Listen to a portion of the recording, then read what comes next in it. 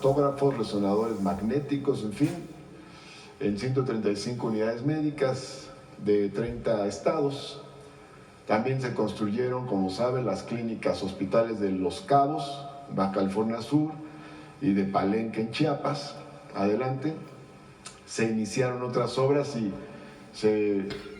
ahorita comento, se concretó recientemente la nacionalización de los hospitales de Villahermosa, Tabasco, Tepic, Nayarit y Mérida, Yucatán, que comenzó en la administración pasada y se concretó ya en esta. Adelante. Y en este año se van a inaugurar y poner en operación 5 nuevos hospitales: el de Pachuca, Hidalgo, Torreón, Coahuila, el de Tlajomulco, Jalisco, el de Tampico, Tamaulipas y Acapulco, Guerrero. Ahora bien, con todo esto, adelante por favor. No obstante, el ISSSTE sí requiere una renovación en su infraestructura. De las unidades médicas del ISSSTE, 265 tienen más de 30 años, 225 más de 40 años, 185 más de 50 años y 45 más de 60 años. Eso quiere decir que hace falta una inversión para la renovación de nuestra infraestructura. Adelante. Y el ISSSTE tiene, o los médicos del ISSSTE tienen los ingresos más bajos del sector salud. Entonces hace falta la homologación, que tiene que ver con esta unificación que nos ha planteado la presidenta, de tal forma que cada vez sea más un solo sistema de salud. Adelante. Por las razones expuestas, estamos desarrollando estas 25 acciones que se rigen por ejes como progresividad, austeridad republicana, la formación de nuestro personal, innovación tecnológica, la simplificación administrativa, la igualdad de género y amor al pueblo y humanismo. Esos son los 25 puntos, Presidenta. Estamos a la orden. Gracias, Martí. Quisiera nada más hacer 2 comentarios sobre lo que se presentó ahora. Uno sobre la compra de medicamentos, que es importante. Casi todos los medicamentos que se están adquiriendo son directamente con los laboratorios fabricantes de medicamentos. Todos. Recuerden que en el pasado, antes de que llegara el presidente López Obrador, la mayoría de las compras eran a intermediarios que se encargaban de proveer los medicamentos y distribuirlos. Eso se rompió en el sexenio pasado y ahora esta compra complementaria y bianual, es decir, que garantiza los medicamentos hasta el 2026, se hace directamente a los laboratorios y la distribución se hace ya sea con la contratación directa de la distribución o a través de los estados que nos están ayudando para la distribución de la última milla, que se llama, del almacén estatal directamente al centro de salud o el hospital, y el centro de almacenamiento y lo que se llamó la superfarmacia de Huehuetoca nos sigue funcionando y va a ser principalmente para la zona centro del país, que es para donde puede ayudar muchísimo más la distribución de medicamentos. Entonces ha sido un esfuerzo muy importante que ha hecho el secretario, el subsecretario de Salud, todas las entidades, para quitar a todos los intermediarios, que muchos de ellos ya sabemos quiénes son, que hasta televisoras tienen, y comprarlos directamente a los que fabrican los medicamentos. Ellos los ponen en lugares y ya se encarga de la distribución. Esto está permitiendo también un ahorro adicional al que ya se había conseguido. A todas las personas que llegan a su centro de salud y por alguna razón no hay un medicamento o al hospital, el objetivo es resolverlo en estos 2 meses. Con la compra complementaria que se hizo, que ya comienza a distribuirse, y con la nueva compra para los siguientes 2 años, de tal manera que estamos trabajando para que en el muy corto plazo pueda haber abasto de medicamentos en todos los centros de salud y en todos los hospitales, y también pues todo el material de curación que se requiere. Y sobre el tema del ISSSTE, que es muy importante. Martí planteaba, aquí salió en la conferencia, ¿se acuerdan de uno de ustedes, un reportero que me preguntó, tú fuiste, que por qué, por ejemplo, el salario de la presidenta, que se compone de un salario base y un salario complementario, en el caso del salario complementario no aportábamos al ISSSTE? Entonces el objetivo es que ahora ese salario complementario aporte al ISSSTE. El porcentaje que tiene que ver exclusivamente con los servicios de salud. No impacta en todo lo demás que aportamos, en el FOBISSSTE, en la pensión, etcétera, en eso no impacta, solamente en los servicios de salud. Eso va a permitir que quienes ganamos más y somos trabajadores del Estado aportemos un porcentaje adicional de alrededor del 2.7% para poder ayudar al ISSSTE. Y el gobierno tiene que aportar el 8.3%. Es decir, si se consiguen 1,000 millones de pesos en términos generales por esta aportación, el gobierno estará aportando alrededor de 6,000 millones de pesos adicionales, que ya tenemos los recursos. Una de las propuestas es que cuando se resuelvan los amparos, pues los fideicomisos de la Corte se vayan para mejorar pues el sistema de salud de los trabajadores del Estado, que es justamente donde van a atenderse la mayoría de los trabajadores del Poder Ejecutivo, del Poder Legislativo y del Poder Judicial. Entonces, esta es la propuesta y como ven, pues es una propuesta integral. En campaña mucha gente me dijo de lo que paga por FOBISSSTE, que ya pagaron y pagaron y pagaron y siguen aumentando las deudas, similar a lo que estaba ocurriendo en el Infonavit y todavía en una parte que vamos a corregir con la ley del Infonavit.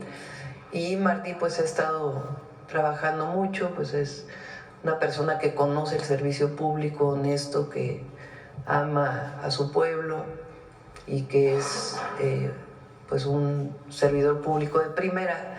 Pues justamente se fija ahí en eso que le duele a la gente.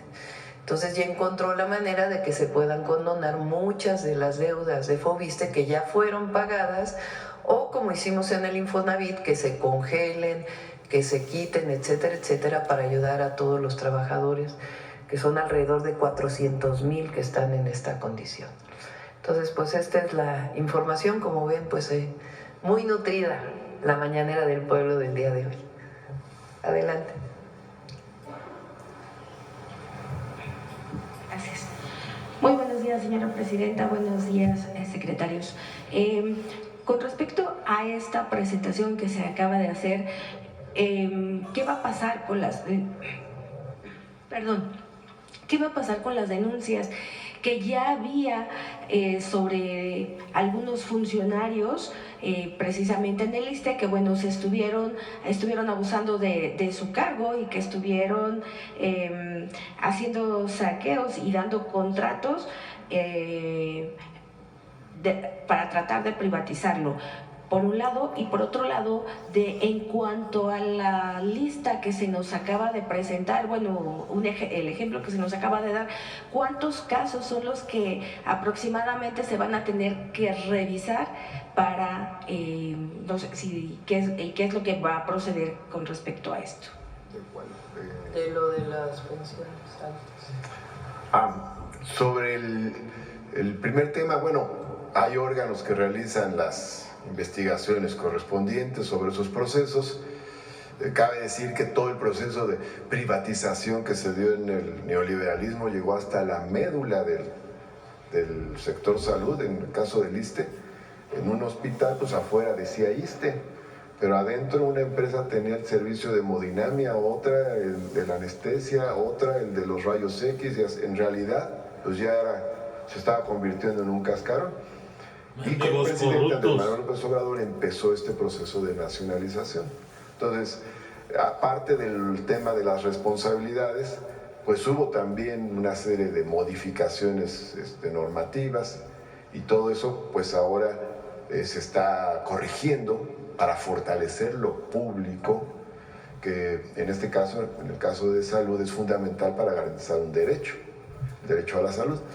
Ahora, Sobre el tema de las pensiones altas, hemos detectado aproximadamente 8,000 que pudieran estar por arriba de lo que marca la ley.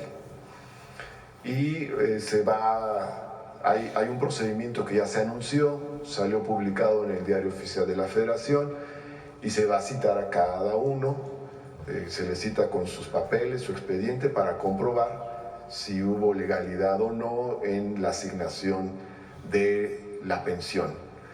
Afortunadamente la ley del ISSSTE, como decía, nos da facultades para hacer la revisión correspondiente, analizar si se apega a la legalidad y en su caso determinar un ajuste o una cancelación. En muchos casos pues se ajustaría la pensión a lo que corresponde y en algunos otros se advirtiera una total ilegalidad, pues se cancelaría. Pero eso se va a hacer respetando el derecho de audiencia con el debido proceso. Lleva varios meses, no se va a tomar ninguna medida apresurada, ni se va a cometer ninguna injusticia, todo se va a analizar como marca la ley. Muchísimas gracias. Aquí pusimos unos casos para que se vean qué es lo que queremos resolver, porque como ven ustedes es una gran disparidad. Si la ley dice que la pensión máxima son 10 sumas y se cumple para el conjunto de los trabajadores, ¿por qué tenemos casos así? Que no debería haber. Seguramente ahí encontraremos otros que sí estén ajustados a lo que marca la ley, pero por eso se va a hacer el análisis correspondiente. Ok, muchísimas gracias, secretario. Presidenta, y en otro tema, pues sabemos que son pocos días del inicio del Plan Nacional de Desarrollo, pero ya el día de ayer también en Tamaulipas se presentó en la Secretaría de Energía, ya empezó también con un foro para dar la consulta y usar la energías renovables y sustentables, exactamente. Hacia esto, ¿cuál es el informe y los avances que a usted le han llegado ya en torno a este Plan Nacional de Desarrollo? Mañana viene Jesús para informar de los foros. Iba a venir hoy, pero ya era todavía más información. Mucho tiempo. Entonces mañana viene a informarnos cómo van los foros, cuántas propuestas tenemos, de tanto que se han enviado en línea como las que se han recibido, cuántas personas han participado, cuáles foros faltan. Entonces mañana, si gustas, podemos dar mucho más información. Ok, muchísimas gracias. Gracias. Y bueno, finalmente, hace rato platicaban pues de todo lo que ha avanzado y el papel de la mujer, que ya se le toma en cuenta. Sin embargo, a veces hay abusos de mujeres. ¿Cómo mediar este papel, cómo mediar esta situación para que la mujer no abuse de su papel y que diga, pues porque soy mujer? Porque finalmente, por ejemplo, en casos de situaciones de divorcios, de este tipo de cosas, que ella diga, pues es que y abuse también del poder económico que ella tenga. ¿Cómo mediar esta situación para que no se dé y que de verdad haya cierta igualdad? Sería todo, Presidenta. Gracias. Bueno, perdón, no me presenté, creo. Janet Galindo, del Grupo Transmedia La Chispa. Muchísimas son dos gracias. temas. Sí. Cuando se pone en la ley, por ejemplo, que la mitad del Congreso deben ser mujeres, pues es porque hay una situación de desigualdad histórica. Y si no se legisla, se mantiene esa condición de desigualdad. Hubo una época en que era al menos el 20%, imagínense, o al menos el 30%, hasta que se dijo, pues la mitad de la población somos mujeres, pues la mitad de la población tiene que estar representada en el Congreso de la Unión. Y hay otras medidas que se llaman afirmativas, que buscan compensar esta desigualdad histórica a partir de poner un porcentaje que en México pues prácticamente ya es la mitad. Hay sectores que tienen menor representación de mujeres. Por ejemplo, el sector empresarial tiene menos mujeres que son directivas de empresas que hombres, y es un sector donde se tiene que seguir avanzando. En la representación social, comunidades, ejidos, núcleos agrarios, pues también tenemos que seguir avanzando. Entonces esa es una parte, y yo estoy de acuerdo además que se garantice la equidad. Cuando hay un asunto de un juicio, a quien le corresponde es a un juez. Y si hay una falsedad de alguna declaración o algo, pues a quien le corresponde decidirlo es al juez. Históricamente ha sido en contra de las mujeres.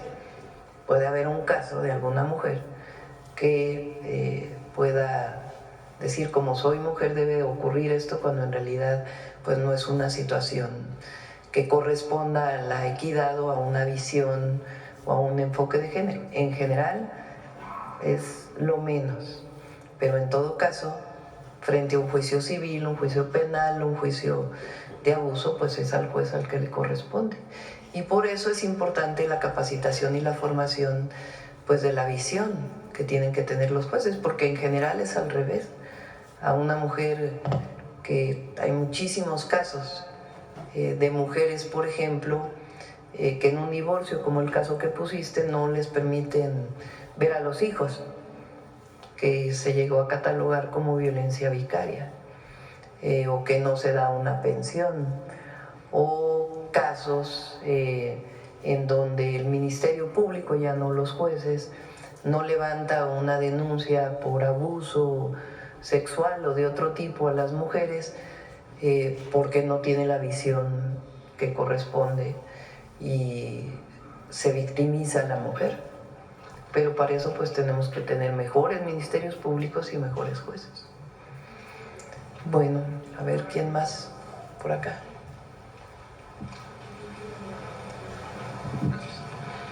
Buenos días, Presidenta. Rodrigo Muñoz, de NX Noticias. Quisiera preguntar un par de temas sobre América del Norte. El primero es su opinión al respecto de el candidato, líder del Partido Conservador en Canadá, Pierre Poilievre, que pues es el mayor contendiente, hasta con 20 puntos de ventaja para ocupar el puesto de Justin Trudeau. Sin embargo, en las últimas semanas pues ha encabezado una campaña, digamos, de hecho se llama Canada First, que es pues más nacionalista, y algunos medios locales hablan sobre un posible deslinde igual del Tratado de Libre Comercio en América del Norte. Entonces muchos le han preguntado sobre cómo se va a llevar con el presidente Donald Trump, pero poco sobre este nuevo personaje en Canadá, que también pareciera tendría una relación no tanto amigable con nuestro país. Su opinión al respecto, y si su equipo de trabajo ya también ha diseñado un plan para dialogar con este posible... Bueno, primero tiene que haber elecciones en Canadá. Sí. Y como saben, México tiene una posición en donde no hay intromisión en la de una u otra decisión. Corresponde al pueblo de Canadá decidir quién va a ser su primer ministro. Entonces, hasta que no ocurra esa elección, pues no estaríamos opinando. Lo que hemos dicho siempre, lo dije en el Zócalo y lo he dicho siempre, es que el tratado comercial de los tres países ha beneficiado a los tres países. Y ayer presentó de manera muy clara el secretario de Hacienda cómo es necesaria esta alianza y conservar el tratado para poder competir con otras regiones del mundo e incluso ampliarlo a todo el continente. Gracias. El segundo, ahora en Estados Unidos, sé que ya se ha hablado aquí en este espacio y ya lo ha comentado, de hecho ya presentó un informe bastante detallado, pero ahora es el mismo New York Times quien publica que en caso de que Donald Trump repatriara a todos los migrantes que según él promete, se generaría un déficit de $20,000 millones al sistema de jubilación, puesto que ellos aportan al menos esta cantidad, los connacionales mexicanos. Es bastante más. Ajá, sin recibir nada a cambio, entonces... Imagínense que es 65 mil millones de dólares llegaron de remesas y eso es el 20% de todo lo que ellos aportan o de todo lo que ellos reciben o ahorran.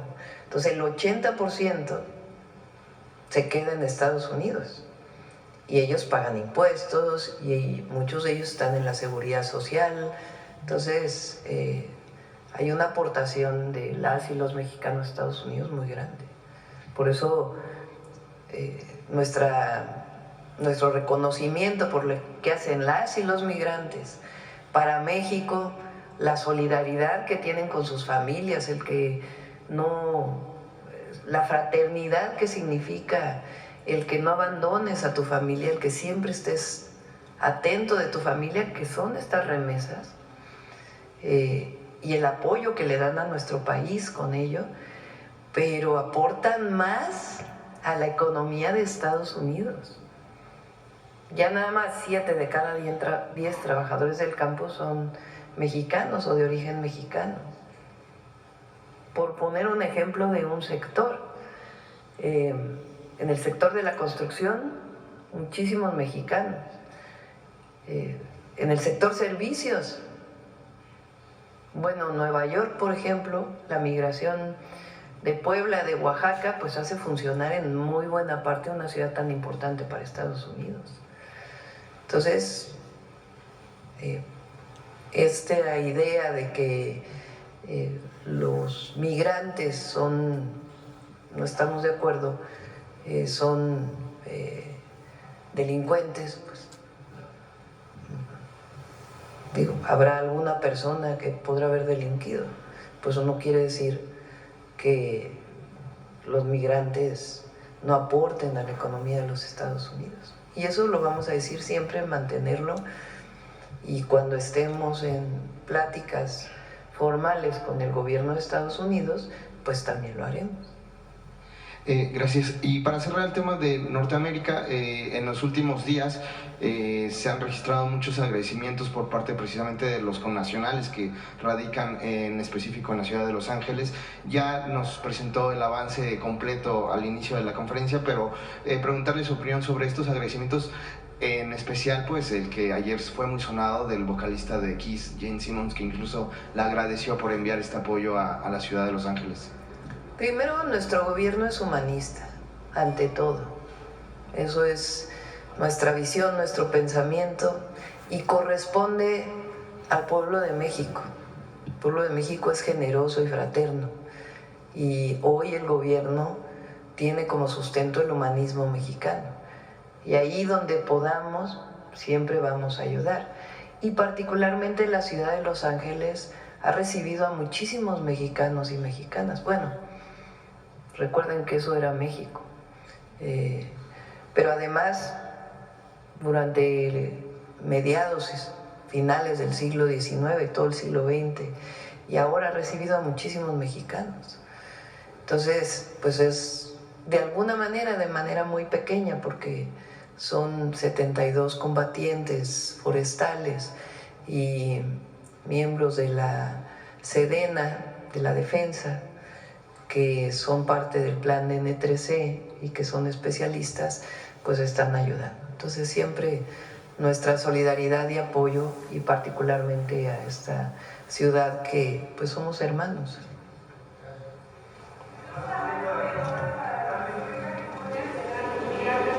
Pues sí, también.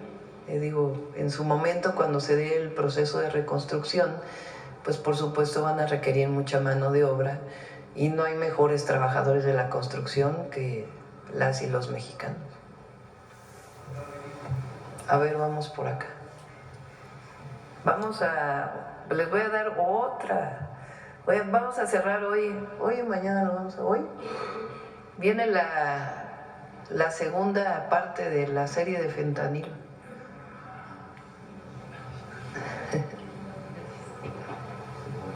Hola, Presidenta, buenos días. Maite Baena de Infobae México. Retomando un poco el tema de los incendios en Los Ángeles, recientemente se dijo que un mexicano en situación de calle había sido el presunto responsable de estos acontecimientos. Si bien se dijo que no había motivos para señalarlo a él, pues el sujeto fue arrestado. ¿Cuál es su postura al respecto, ya que pues eso afecta, pues si bien la imagen de México en Estados Unidos, pues también de los migrantes, a quien ahorita su gobierno se ha enfocado mucho en defender? Pues que hagan la investigación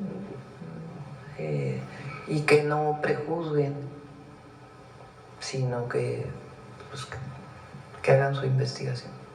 Ok, gracias, Presidenta. En otros temas, y aprovechando la visita de... Y si hay alguna injusticia, siempre está el consulado para apoyar. Claro. Gracias, Presidenta. Bueno, en otros temas, y aprovechando... Bueno, siempre está para apoyar, porque es presunto. Claro, es presunción de inocencia. Si fue detenido, pues siempre está para apoyar el consulado. Gracias. Esta pregunta es para el doctor David Gersenovich, que el día de ayer se habló sobre un caso particular en el estado de Puebla, sobre el deceso de un hombre de 53 años, quien presuntamente perdió la vida por metaneumovirus. En Nuevo León se confirmó la semana pasada 2 casos de este virus, y Tamaulipas tenía un caso sospechoso. De ser este caso confirmado con este virus, el deceso que tenga que ver con este virus, pues cuál es su postura, si hay como alguna alerta a la población, y también pues de ser el caso, si ya se tiene como una campaña de vacunación. Sí, primero no hay motivo para emitir una alerta. Yo mencioné en una mañanera, que es un virus habitual en este periodo de gripe. No hay un tratamiento específico y tampoco hay una vacuna para el mismo. Yo más bien el caso mencionar 2 cosas. Una, que el sistema de vigilancia está activo, de tal manera que podemos detectar aquellos casos que ocurren. Segundo, el hecho de que no existe, más allá de los cuidados generales para cuidar a las personas, es decir, la buena alimentación, el separarse si uno tiene un cuadro gripal. En este enfermo en particular de Puebla, se sospecha que puede haber tenido el virus, y la Dirección General de Epidemiología de cualquier manera lo va a ratificar. Pero aunque lo ratifique, no tiene motivo de alerta, y tenemos que ver, el reporte dice que no tiene ninguna comorbilidad, pero tenemos que ver el caso en particular. Pero no hay motivo de emitir una alerta y tampoco de alarma para la población. La postura de la dependencia sigue siendo la misma. Sigue siendo la misma, e igual como mencioné el día anterior, la Organización Mundial de la Salud sigue exactamente con la misma postura. Y realmente tenemos muy pocos casos detectados en México. Gracias, secretario.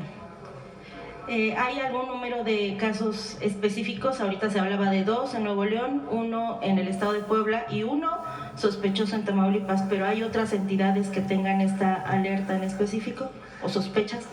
Primero, no hay alerta. Sí, claro, Okay. Sospecha de casos. Sospecha de casos, y en todos ellos se está investigando en la Dirección General de Epidemiología si existe o no la infección. Pero insisto en el hecho de que no hay un tratamiento específico para esto, y tampoco tenemos una vacuna para lo mismo. Gracias. Y que no es un cuadro grave, efectivamente, es un cuadro gripal habitual que ocurre en estas fechas en el país. Muchos de ustedes podrán haber tenido ya un cuadro gripal y ni siquiera saber y haber podido tener ese virus.